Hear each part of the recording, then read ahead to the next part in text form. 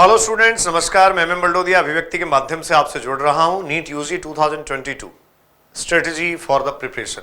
Exam के लिए कैसे अपने आप को तैयार करें। देखिए, वक्त वो आ गया है जिसमें आपको बहुत स्ट्रेटेजिक होने की आवश्यकता है। जरूरत आपकी ये है कि आप बहुत सोच समझ कर काम करें। ऐसे टाइम में आकर बहुत सारे बच्चे घबरा जाते हैं, बहुत सारे बच्चे जो हैं वो मैदान छोड़ देते हैं, लेकिन आपको डटे रहना है और अंतिम समय तक डटे रहना है जब तक आप अपने टारगेट को अचीव ना कर लें। तो इसके लिए कुछ परफेक्ट टिप्स जो है वो मैं आपसे शेयर कर रहा हूं। स्टूडेंट्स, आज के इस वीडियो में हम बात करेंगे NEET exam strategy. 4 to 5 main aspects जो है वो मैं आपके साथ डिस्कस करूंगा और डेफिनेटली ये जो है वो आपको हेल्प करेंगे। मेरा दावा है एग्जाम में आपको कूल एंड कंफर्ट रखेंगे और कैसे सक्सेस अचीव करने के लिए, कैसे सिलेक्शन के लिए परफेक्ट मार्क्स आप अचीव करेंगे, कैसे परफेक्ट मार्क्स आप ले पाएंगे, ये इस वीडियो के माध्यम से मैं डिस्कस कर रहा हूं। तो आइए, कुछ स्लाइड्स के माध्यम से मैंने एक प्रेजेंटेशन आपके लिए तैयार की है, उसके अकॉर्डिंग मैं आपसे यहां डिस्कस कर रहा हूं। स्टूडेंट, फर्स्ट ऑफ ऑल यहां लिखा गया मेंटल स्ट्रेंथ। देखिए, mental strength, mindset and motivation. सबसे पहले तो हमें मानसिक सुदृढ़ता की आवश्यकता है। निसंदेह आपके पास एग्जाम का टाइम कम है, पूरे साल आपने मेहनत करी है, यहां आते आते सिलेबस के सब्जेक्ट के कुछ टॉपिक्स जो हैं वो अभी भी रह गए हैं या आपको कम समझ आ रहे हैं, कम क्लियर है, आपका विश्वास थोड़ा थोड़ा डगमगाने लगा है। लेकिन याद रखें, अगर मेंटल स्ट्रेंथ है, आप मानसिक रूप से सुदृढ़ हैं, आप मेंटल स्ट्रेंथ अपनी मेंटेन रखते हैं, तो किसी भी एग्जाम को क्रैक कर सकते हैं। दुनिया का कोई भी काम आप कर सकते हैं। इसके लिए अपना माइंडसेट बनाइए, अपने दिमाग में ये बात रखिए, आप इस काम को करने के लिए पैदा हुए हैं। डेफिनेटली आप वो करेंगे जो आपने सोच रखा है। Let's the word mind you. Okay. Motivation, मैं बहुत क्लियर कहता हूं, इस पे एक मैंने सेपरेट वीडियो किया था, वहां से आप देख सकते हैं। आप अपने आप को एनर्जेटिक फील करेंगे। मेंटल स्टेटस अगर आपका है, मेंटल स्ट्रेंथ अगर आप में है, माइंडसेट अगर आपने बना लिया है, तो डेफिनेटली इन दोनों चीजों पे मोटिवेशन टिकता है। तो मोटिवेशन आपका तभी बरकरार रह सकता है, मोटिवेशन आपको तभी मिल सकता है, आप खुद तभी मोटिवेट हो सकते हैं जब खुद का अपना आपका एक माइंडसेट हो। ठीक है। तो आइए अब एग्जाम की स्ट्रेटेजी पे बात करते हैं। एग्जाम को क्रैक करने के लिए कैसे आप परफेक्ट चीजें कर सकते हैं। फर्स्ट ऑफ ऑल स्टूडेंट्स, मैंने यहां लिया है प्रीवियस ईयर्स क्वेश्चन पेपर्स, और जो प्रीवियस ईयर्स क्वेश्चन पेपर्स हैं उनकी हेल्प से आप कैसे करें। देखिए, नीट का जो एग्जाम है, मैं अगर कहूं, नीट सबसे पहले 2013 में स्टूडेंट्स हुआ था। जो 2013 में नीट सबसे पहले हुआ था वो नीट सीबीएसई कंडक्ट करवाता था। उसके बाद में AIPMT के नाम से स्टूडेंट्स एग्जाम होने लगा और उसके बाद में नीट से एग्जाम होने लगा। आप कहेंगे NTA जो है वो NTA नीट का एग्जाम करवाता है 2019 से। NTA ने एग्जाम जब से नीट का करवाया तब से एग्जाम का पैटर्न कुछ कॉम्प्रिहेंसिव हुआ है, पेपर इजी हुआ है, और इस इजी और कॉम्प्रिहेंसिव पैटर्न के कारण कट ऑफ बढ़ गई है। अब आप सबसे इंपॉर्टेंट बात पे ध्यान दें, लास्ट 5 इयर्स ट्रेंड क्या है, पिछले 5 साल में, 5 इयर्स में पेपर का ट्रेंड क्या है, इस पे आप जाएं। मैं बार बार स्टूडेंट्स को कहता हूं, आप प्रीवियस ईयर्स एग्जाम क्वेश्चंस जो हैं वो सॉल्व करें। वो जो प्रीवियस ईयर्स एग्जाम क्वेश्चंस हैं वो आपको एक कॉन्फिडेंस देंगे, आपको खुद को लगेगा कि आपको सब्जेक्ट काफी अच्छा आता है, क्योंकि बाकी की सारे क्वेश्चन प्रैक्टिसेज के बजाय अगर आप उसको प्रेफर करते हैं तो वो इजीली हो पाएगा, आप इजीली उसको कर पाएंगे। तो जो प्रीवियस ईयर्स क्वेश्चंस हैं, 5 इयर्स के क्वेश्चंस हैं, उन 5 इयर्स के क्वेश्चंस को आप एनालाइज करें, आप बैठ के देखेंगे तो आपको एक लगेगा एक सेट पैटर्न है, एक ट्रेंड है एग्जाम का, और उस सेट पैटर्न के अकॉर्डिंग ही क्वेश्चंस पूछे जाते हैं। जैसे स्टूडेंट्स, बायोलॉजी की मैं बात करूं, 100 क्वेश्चंस आपको मिलेंगे और इन 100 क्वेश्चंस में से बच्चों आपको अटेम्प्ट करने हैं 90। ये जो 90 क्वेश्चंस हैं, डेफिनेटली मैं ये कह सकता हूं इनमें 70 to 75 क्वेश्चंस जो हैं, ये 70 to 75 क्वेश्चन सेट ट्रेंड के होंगे। जो जैसा पूछा जाता है एज यूजुअल वैसा पूछा जाएगा। और मेरा मानना अपना ये भी है कि अगर आप पिछले 10 साल के नीट के एग्जाम क्वेश्चंस सॉल्व कर लेते हैं, सॉल्व करने का मतलब है हर एक क्वेश्चन का ऑप्शन तक का आइडिया आपको होना चाहिए, हर एक ऑप्शन क्लियर होना चाहिए, क्यों ये आंसर है, क्यों ये आंसर नहीं है, इस तरीके की एनालिटिकल अप्रोच रखते हुए अगर आप कर लेते हैं तो आपका कोई भी सिलेक्शन नहीं रोक सकता। आउट ऑफ 90 आप डेफिनेटली 80-85 तक अप्रोच कर सकते हैं। तो आप मान के चलिए 5 to 10 क्वेश्चंस जो होते हैं वो एग्जाम में नए अच्छे अप्रोच वाले होते हैं, बाकी एक सेट पैटर्न और एक ट्रेंड होता है।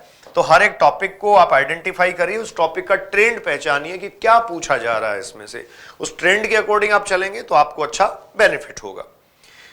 देखिए, नेक्स्ट आपके लिए है डेली शेड्यूल और टाइम टेबल। स्टूडेंट्स, सदियों से सब टाइम टेबल बनाते आए हैं। मुझे लगता है कि हर एक स्टूडेंट ने अपने स्टडी टाइम पीरियड में कभी ना कभी टाइम टेबल बनाया होगा, लेकिन उसको फॉलो करने वाले और परफेक्टली टाइम टेबल को निभाने वाले लोग बहुत कम होते हैं। तो टाइम टेबल मत बनाइए। टाइम टेबल बनाने से कहीं ज़्यादा जरूरी है डे बेसिस पे आपको अपना शेड्यूल जो है उसको डिटरमाइन करना। कैसे आप अच्छा कर सकते हैं, आइए। स्टडी टाइम, जब एग्जाम आपका अनाउंस हो चुका है, नीट का एग्जाम आप कह रहे हैं 17 जुलाई को है, 17 जुलाई को नीट होने वाला है। एक तरीके से आपका टास्क जो है वो डिफाइंड है कि 17 जुलाई मतलब 16 जुलाई तक आपको बहुत अच्छा पढ़ाई करना है। तो मतलब पढ़ने के अलावा आपके पास कोई काम नहीं है।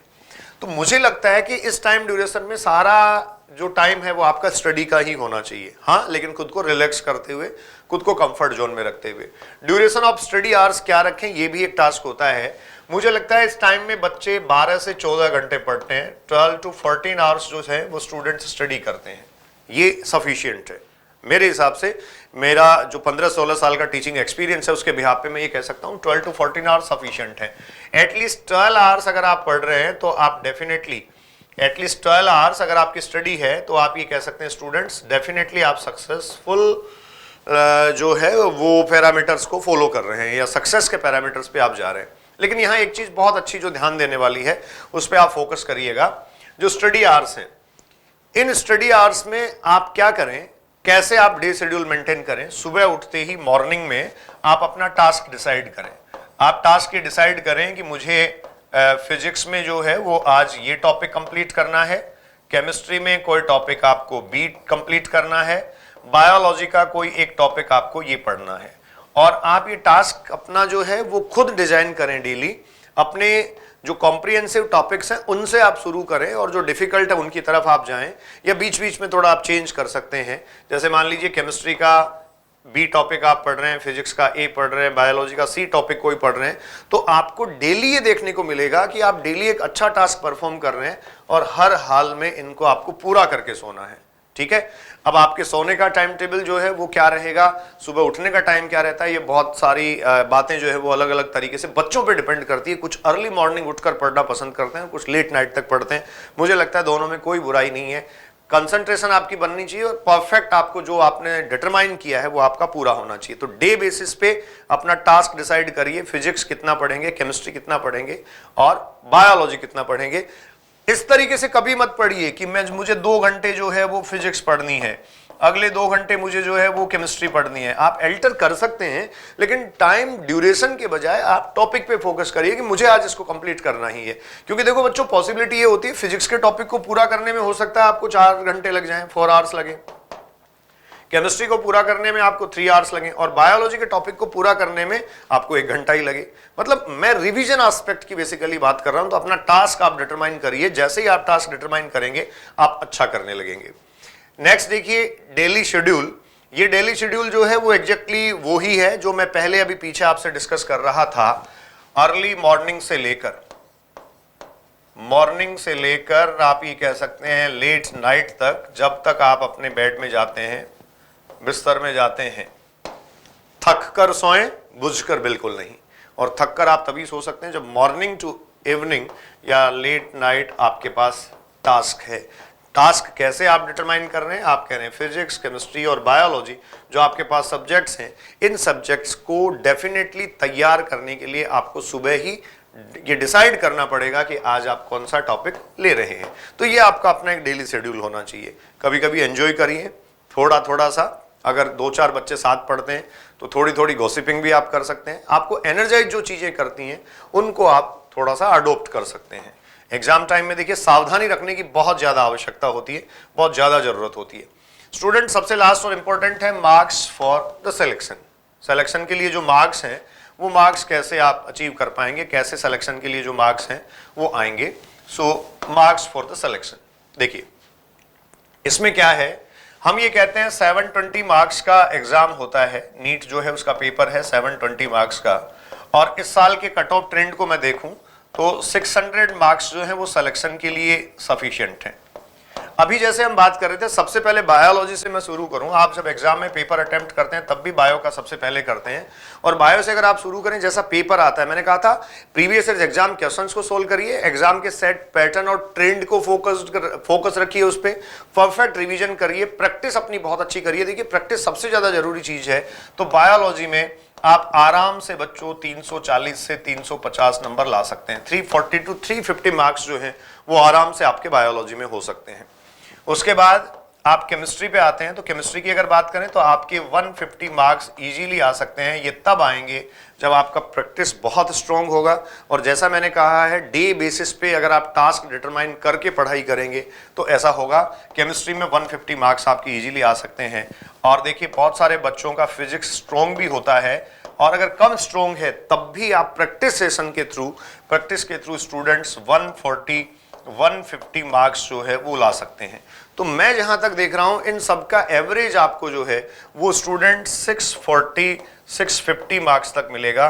और आप ये जानते हैं 640 और 650 मार्क्स पर एक अच्छा मेडिकल कॉलेज जो है वो आपको मिल सकता है। एक अच्छा मेडिकल कॉलेज जो है, एक good medical college you can opt, और आप एक अच्छी सीट जो है वो एक अच्छे मेडिकल कॉलेज की ऑप्ट कर सकते हैं। तो अपने आप को थोड़ा सा स्ट्रेटेजिक रखिए। देखिए मैं फिर कह देता हूं, जो रूटीन का कर रहे हैं, जो डेली आप कर रहे हैं, उस रूटीन के काम से आपका सिलेक्शन नहीं होने वाला है, और उस रूटीन एक्टिविटी से आप जो है वो अच्छे कॉलेज में सीट ऑक्यूपाई नहीं कर सकते। So first of all mental strength, mindset and motivation. अब खुद अपने आप को मोटिवेट रखिए, खुद से ज्यादा अच्छा आपको कोई मोटिवेट नहीं कर सकता। दूसरी इंपॉर्टेंट बात, previous years exam question papers को देखिए, एग्जाम के सेट ट्रेंड को पहचानिए, डे बेसिस पे शेड्यूल अपना डिटरमाइन करिए, जो टाइम ड्यूरेशन है, स्टडी आवर्स हैं वो डिटरमाइन करिए, और आपके पास अब खाना, सोना और पढ़ना सिर्फ यही काम होने चाहिए। बहुत ज़्यादा डाइवर्जन आप में बिल्कुल भी नहीं आना चाहिए। हाँ, अगर आप थोड़ा थकते हैं, मेंटल सिकनेस कहीं अगर थोड़ी बहुत आती है, मेंटली टायर्ड होते हैं, तो थोड़ा बहुत हल्का फुल्का एंटरटेनमेंट आप कर सकते हैं। और सबसे लास्ट में हमने बात की मार्क्स की स्ट्रेटेजी। तो आप अगर प्रैक्टिस सेशन अपना बहुत परफेक्ट रखते हैं, प्रैक्टिस बहुत परफेक्ट अगर आप रखते हैं, तो इजीली आप बायोलॉजी में 340-350 मार्क्स जो है वो ला सकते हैं। बायो में इतने मार्क्स लाने का एक ही फॉर्मूला है, एनसीईआरटी को जो है आप लाइन टू लाइन पढ़ें। हर एक सेंटेंस अगर आपको क्लियर है, डेफिनेटली बायोलॉजी में 340 टू 350 मार्क्स स्टूडेंट्स आप अचीव कर पाएंगे। तो ये थी exam strategy NEET 2022। Enjoy your life, be safe and let's the world mind you. Thank you.